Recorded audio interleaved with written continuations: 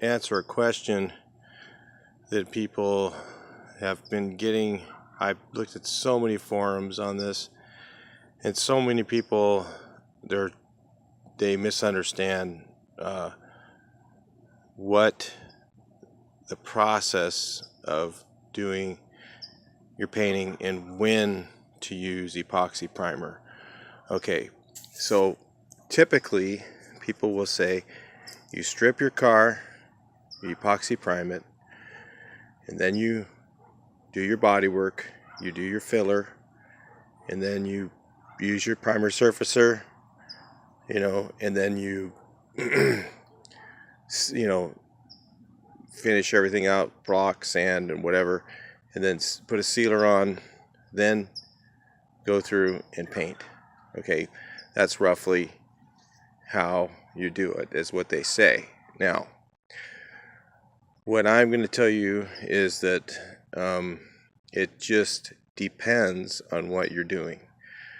So, let's say you have a car and you run that sucker down to the sandblaster and you sandblast the whole thing, which I don't recommend, first of all. I don't normally do that unless there's special circumstances when the rust is so bad in so many places in the corners and stuff that you just can't get it all out, that there's no other way. But then most of the time it's pretty much a project you shouldn't be doing. Maybe that one should be cut up and you should find one that's better. But I don't usually want to do that process because, first of all, when you sandblast, you open up everything. Everything's open. So, at that point, you have to epoxy prime the car. Now, it depends on the epoxy primer you get. Some epoxy primers will require you to use a etching primer underneath. Some are self-etching. So, I can't say every epoxy primer is the same because they're not. You have to read the label. The label says on it, self-etching. It says self-etching, usually it works. Usually it sticks fine. But some guys will tell you, you got to use etching primer and then epoxy primer. I mean, there's all kinds of stuff like this. I see these things in forum. You just have to read the label. If the label says self-etching, direct to metal, you're pretty much okay. So, when should you use epoxy primer?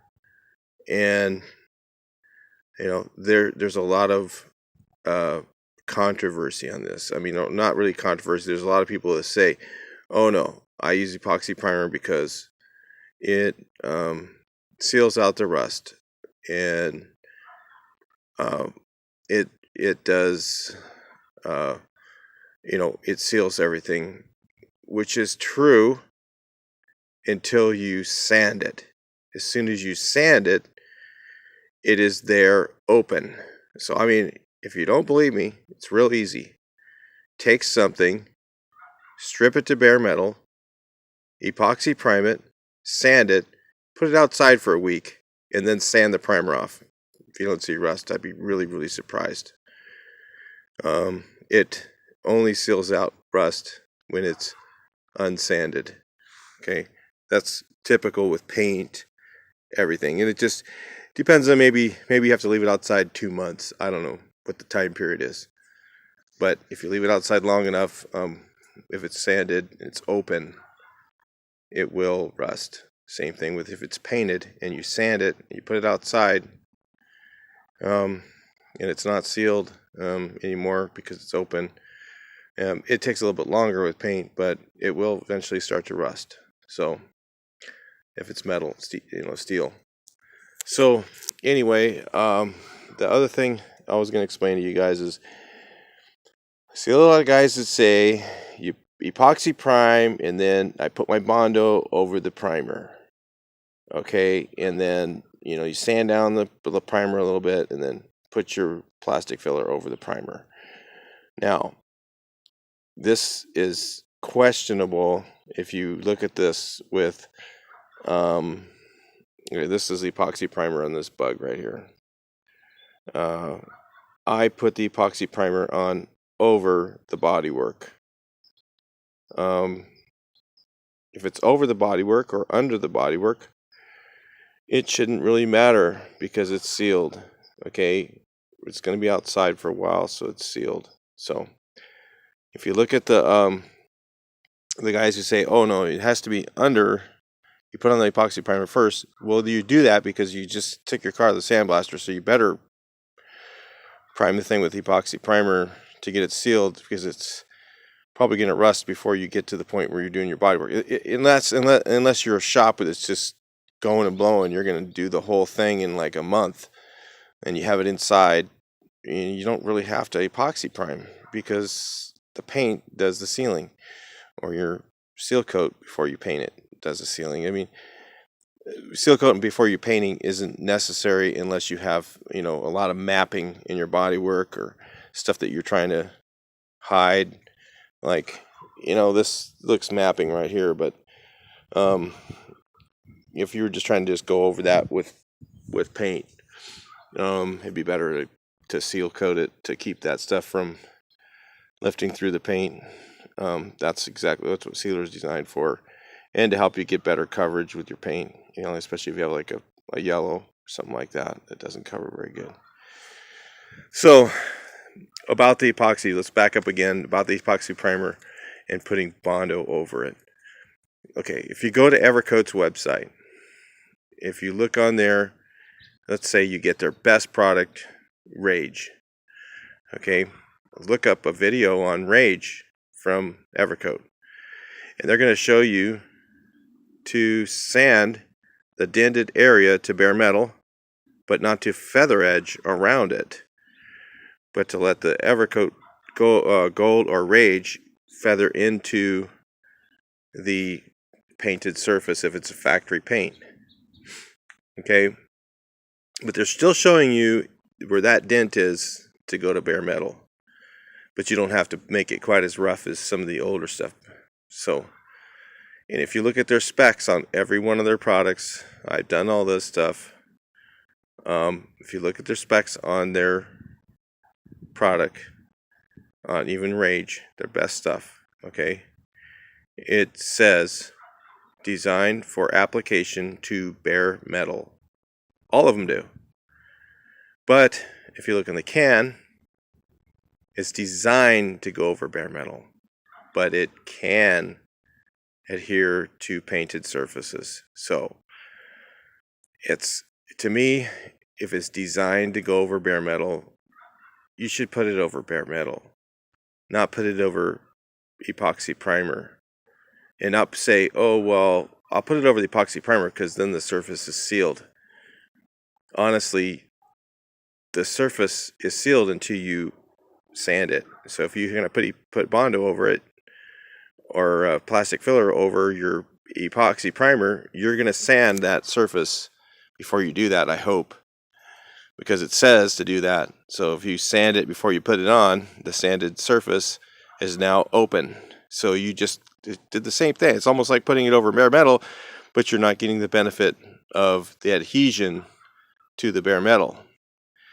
So, I question, there's a lot of stuff out there that I see. I question a lot of that from many years of experience, that I've always been told plastic filler goes over bare metal, period. It doesn't go over paint. It doesn't go over primer. It doesn't. Now, the polyester resins are different than plastic filler. That is designed to go over a painted surface. It's not designed necessarily to go over bare metal. So it's designed to go over a painted surface. So that, or primed surface, that is actually an okay thing to use. But putting Bondo over, and the reason why that they allow it, I believe, from looking at the specs, looking at the videos, different things like that I've seen, is the reason that they allow you to go over over painted surface is because the thickness that you're putting it on when you're feather edging from the plastic filler into the painted area is not very thick. So if it's on a thick surface, I think that they're also worried about adhesion, so they want it to be on bare metal. So that's why they have it that way on their video. I haven't verified that with them, but common sense kind of tells me that.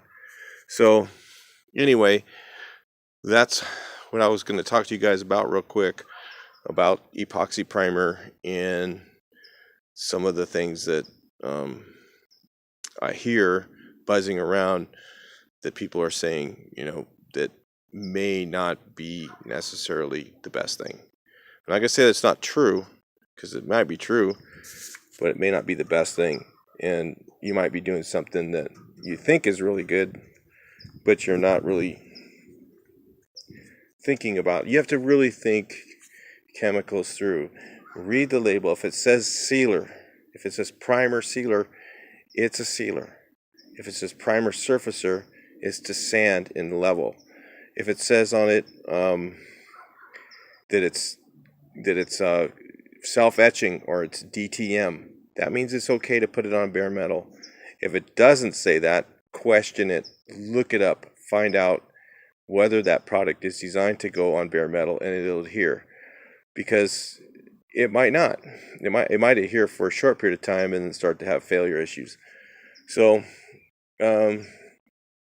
those are all the things that that you learn over time. Just go by what people tell you. Read the label. I mean, it's that simple. The label says right on it, but that's what those terms mean when you see that on the label. If you see on it, primer surfacer, okay, it's sand level, makes, gives you some surfacing ability. If it says sealer, it's definitely to seal. If it says all of those things, it's kind of cool. It does a bunch of different things, so those are the types of things that you should be looking for in your products, so you know what you're using and know whether it's going to work for what you're doing. All right, so that's my thoughts on epoxy primer, the myths and mysteries and maybe misunderstandings. All right, good luck in your project.